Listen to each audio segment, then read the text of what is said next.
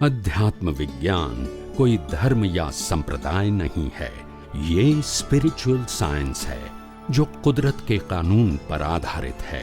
ये विज्ञान पूरे ब्रह्मांड के सभी रहस्यों को उजागर करता है और जीवन के सभी पहलुओं को समझने के लिए एक नई दृष्टि देता है।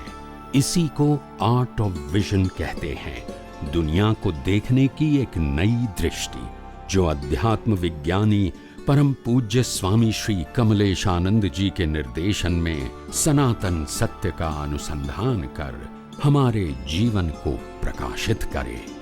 जय सच्चिदानंद। जब शब्द ज्ञान होता है तो वो वेरी लिमिटेड है। क्या है? लिमिटेड नॉलेज है। उससे आपको बहुत ऊपर जाना पड़ेगा विथ योर ओन एक्सपीरियंस, खुद के अनुभव से आपको आगे बढ़ना पड़ेगा। उसमें आपको सहायक निमित्त जरूर बनेंगे, मगर आगे तो आपको ही बढ़ना पड़ेगा। वैल्यू आपको ही समझना पड़ेगा, रिसर्च आपको ही करना पड़ेगा और रियलाइज भी आपको ही करना पड़ेगा, करेक्शन आपको ही करना पड़ेगा। मगर ये सब इंटरनल मैटर है, बाहर की बात बाहर खुद दिखेगा। तो मुक्ति का मार्ग वो इंटरनल प्रोसेस है, आउटरनल प्रोसेस नहीं है। ये तो कुदरत का संचालन है। किसका है? इसको जिंदा करना, मारना, किसका संचालन है? तो उसमें क्या हम कर सकते हैं कुछ तो इसमें कर सकते हैं। तो डीप यहां जाना है, यहां जाना। कल क्या होगा वो फिक्स नहीं है, हमारे जीवन का फिक्स नहीं है। हम करते हैं तो वही तो कहता हूं, जो अपने आप होने वाला है, क्या उसके लिए एफर्ट की जरूरत है? जो अपने आप एक्टिव होगा तो प्रयत्न करता है, मैं इतने बजे निकलूं, फिर वहां जाओ, फिर ब्रेक लगाओ, फिर वो टकराए, ऐसा कर क्या हो जाता है? प्रॉफिट लॉस हो जाता है कि हम खुद करते हैं? हो जाता है, मगर हो जाता है उसके लिए हम मेहनत करते हैं। ऐसा मानते हैं, मेहनत करते नहीं है। वो आपका परिणाम का ही हिस्सा है। खोट होगी तो भी यही प्रोसेस होगी और प्रॉफिट होगा तो भी यही प्रोसेस होगी। समझ में आया कि नहीं? तो प्रोसेस तो एक ही होगी, प्रॉफिट एंड लॉस वो आपका पाप पुण्य है। आपको अगर लॉस भी होना है तो भी आपको बिजनेस में जाना पड़ेगा, मैन्युफैक्चरिंग करना पड़ेगा, ट्रेडिंग करना पड़ेगा, माल देना पड़ेगा, रॉ मटेरियल लेना पड़ेगा, ये प्रोसेस तो करनी पड़ेगी। और बाद में एंड में लॉस भी हो सकता है और प्रॉफिट के लिए भी सेम प्रोसेस। यस और नो? दोनों के लिए अलग अलग होती है। लॉस करना है तो ये करो, ऐसा होता है। तो बात ये है, और इंपॉर्टेंट बात ये है, हम शरीर की वैल्यू करते हैं। शरीर न हम है और न हमारा है, और उसके ऊपर कंट्रोल भी हमारा नहीं। और ये सबसे बड़ी ब्लंडर है कि मैं शरीर हूं और शरीर को चलाता हूं और शरीर का कंट्रोल मेरे पास है। ये सबसे बड़ा ब्लंडर है। शरीर नहीं हूं, ये तो पंच महाभूतों से बना है और हवा पानी खुराक से चलता है। यस और नो? इसका कंट्रोल कुदरत है। इसको कब जिंदा रखना, कब मारना, इसको कहते हैं आयुष्य कर्म। मगर इसका किसके पास है? क्या हमारे पास है?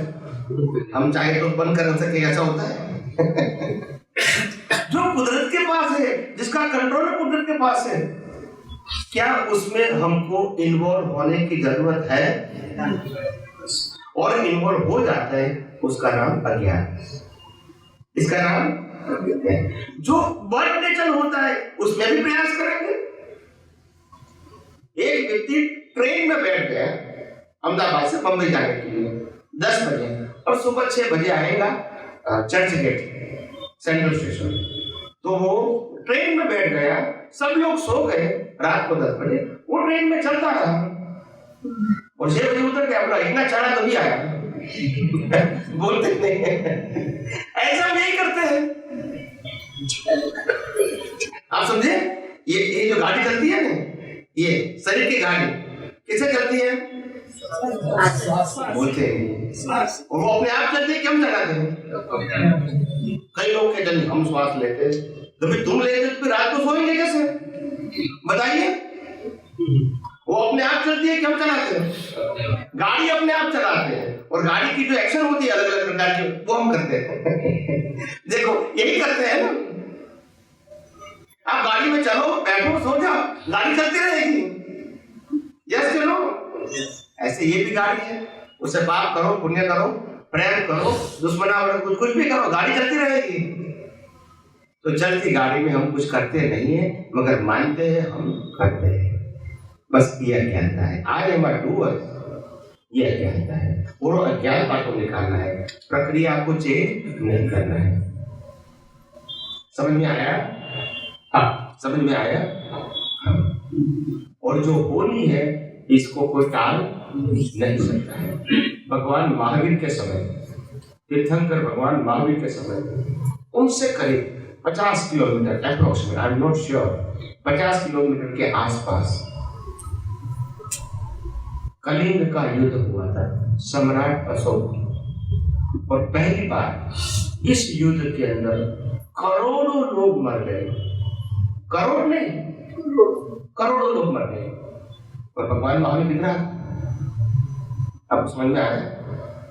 और इसीलिए दुनिया का संचालन कुदरत ही करेगी।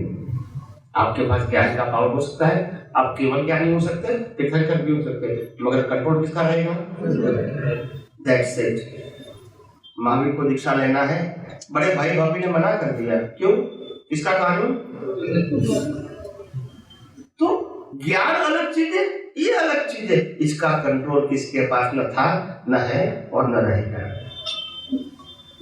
और इसीलिए हमने कहा मन वचन काया और उसकी अवस्था मात्र। और कुदरती रचना को कुदरती रचना देखना, यही हमारा सम्यक पुरुषार्थ है। और कुदरती रचना को मैंने किया, तुमने किया, आपने किया, बस ये अज्ञानता है, यही मिथ्या ज्ञान है। और यही मिथ्या ज्ञान से राकेश होता है। और कुदरत का कानून बताया, कुदरती रचना बताया, मेरी प्रकृति को और दूसरे सही प्रकृति को कुदरत रचना बताया, तो हमारी गलती है तो कुदरत पनिश करेगी? नहीं करेगी। बात यह है कि करेक्शन दृष्टि में होना चाहिए, प्रकृति में नहीं। और इसीलिए अध्यात्म विज्ञान वो आर्ट ऑफ विजन की बात करते हैं, आर्ट ऑफ एक्शन की बात नहीं करता है। आर्ट ऑफ विजन दुनिया को देखने की एक नई दृष्टि, दुनिया को समझने की एक नई सोच। तो ये रिवॉल्यूशन है, ये क्रांति है। आप समझे, जो आज तक दुनिया में पेश नहीं हुआ है वो पेश करना दुनिया के सामने, ये रिवॉल्यूशन है। जो किताबों की बातें हजारों लाखों बार पेश हो चुकी है, वो करने से और क्या फायदा होगा? वो तो मालूम ही है लोगों को। हमको किताबों के ज्ञान से बहुत ऊपर जाना है। देखो, रामकृष्ण महावीर ने कभी किताब को पढ़ के ज्ञान नहीं बताया, या सुन लो, क्यों बताइए? ज्ञान तो इससे परे है, ये तो आदमी गुजवाड़ा बातों ऊपर दे। समझ में आया कि ज्ञान अनुभव की बात है, ज्ञान किताबों की बात, किताबों की बात वो प्राइमरी होती है। क्या होती है? हम किताबों से डॉक्टर बन सकते हैं, मगर किताबों के ज्ञान से हम ऑपरेशन नहीं कर सकते। इसके लिए प्रैक्टिस भी। तो नॉलेज और प्रैक्टिस के सिर्फ प्रैक्टिकल होता है, अकेले नॉलेज से कुछ होता नहीं। आप समझे? और हम नॉलेज के आगे बढ़ना चाहते ही नहीं है, हम नॉलेज में अटैच हैं। भाई हमारे किताब में ये लिखा है, हमारे शास्त्र में लिखा है, भाई आप इससे आगे जाओ ना, आप खुद रियलाइज करो ना, खुद रियलाइज करो। एक व्यक्ति कहता है, एक बादशाह ने कहा कि भगवान महावीर ने 6 साल उपवास, 6 महीने का उपवास किया, तो सब जब भगवान ने 1 साल का उपवास किया। और वो ये भी कहते हैं कि वो भिक्षा मांगने के लिए भी गए। और जैन धर्म में कहा है कि उपवास और भिक्षा मांगना वो कॉन्ट्राडिक्शन है। यस और नो? मैंने उपवास किया है, मैं भिक्षा के लिए जाऊंगा? बोलते नहीं है। हाँ तो मैं तो बोलो, मैं जाऊंगा नहीं। और गए मतलब मिला नहीं है, और नहीं मिला, आपने कहा उपवास हो गए।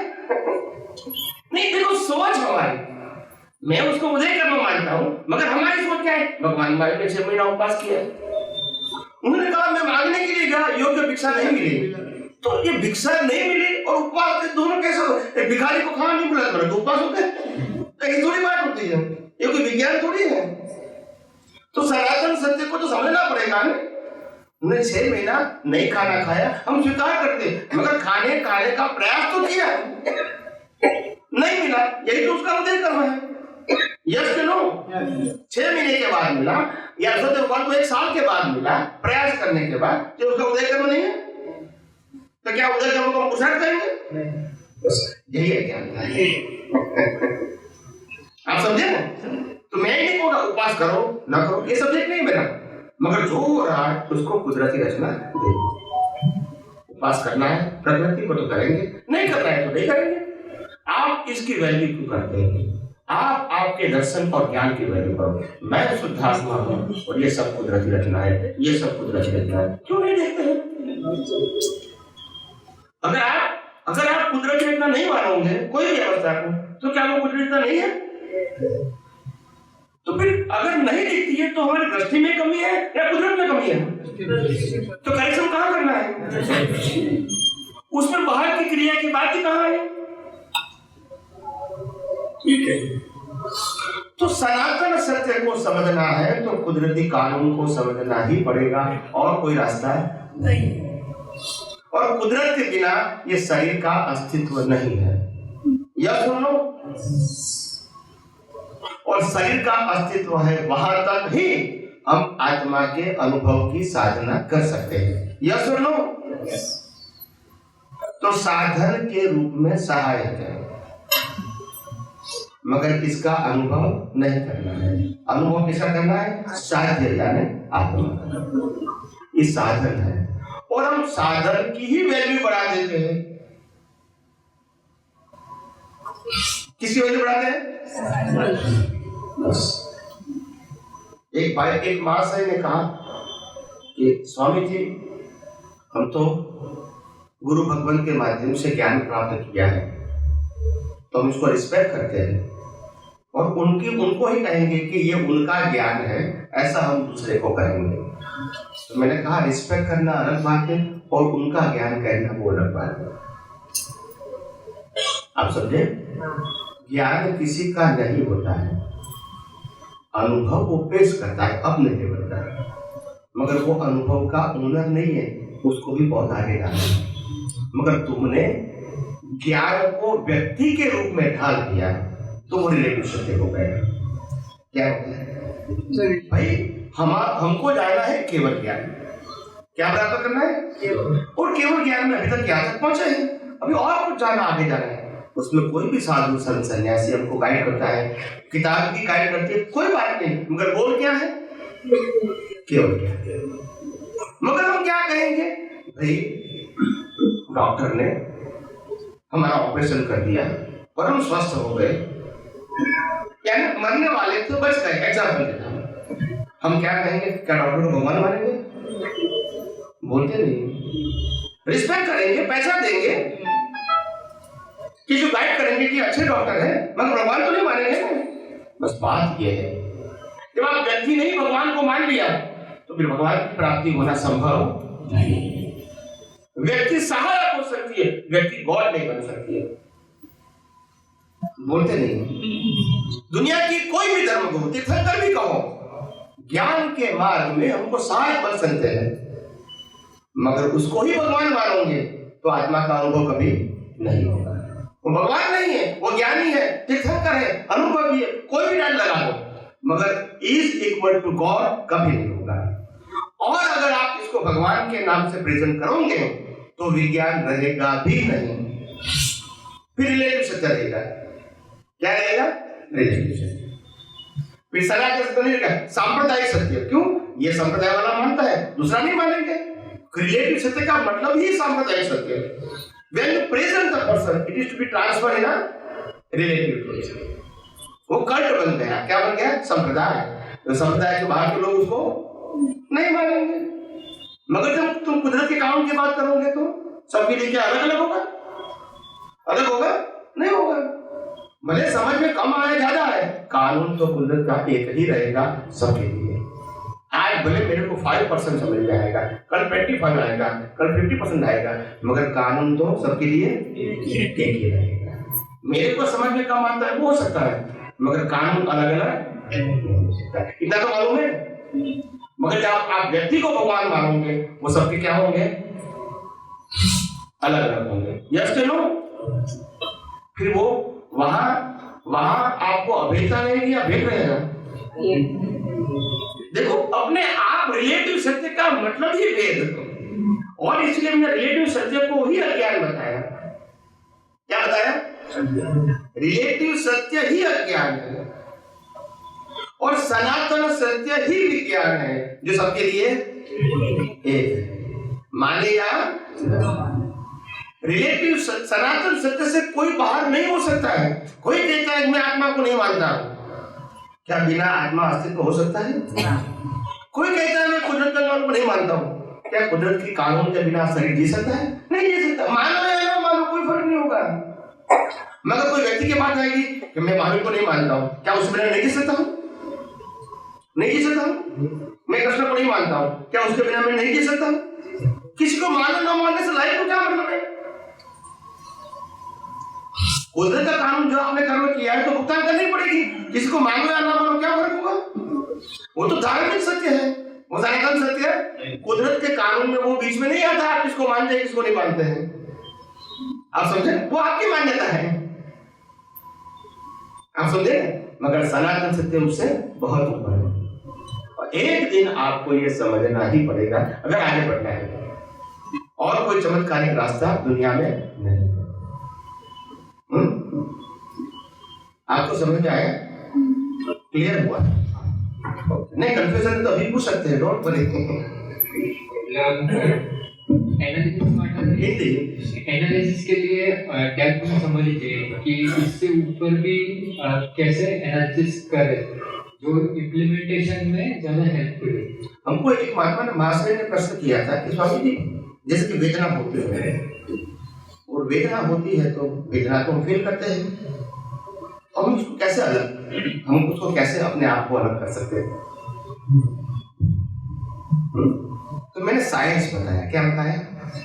मैंने वेदना को दूर करने की मेडिसिन नहीं बताया, साइंस बताया। मैंने बताया तुम्हारा पाँव में पेन होता है, तुम्हारे कमर में पेन होता है, एंड यू फील।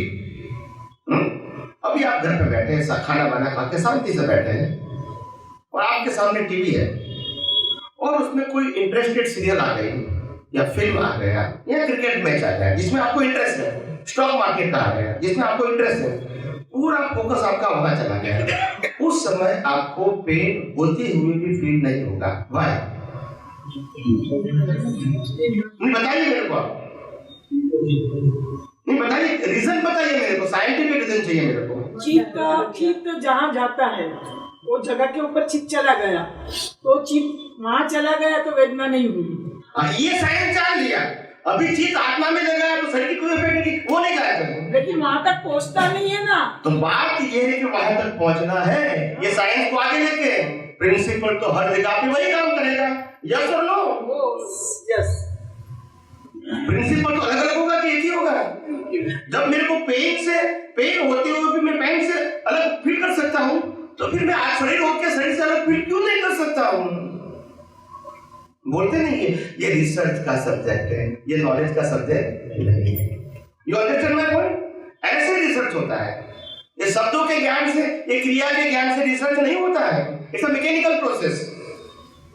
आपको खुद को इंटरेस्ट देके वैल्यू करके खुद को ही रिसर्च करके रियलाइज करना पड़ेगा और आगे बढ़ना पड़ेगा। इसमें अनुभवी ज्ञानी आपको सहायक बनते हैं। वो आपको चमत्कार नहीं दिखाते हैं, वो आपको रास्ता दिखाते हैं। जहाँ कंफ्यूजन होती है वहां सॉल्यूशन देते हैं। आगे आपको ही बढ़ना है, अनुभव आपको ही करना है। आप समझे? एक एक्सपीरियंस करने की बात है, ये नॉलेज की बात नहीं है। चलो मैंने कंठस्थ कर लिया, पढ़ लिया, ये बात नहीं है। समझ में आया?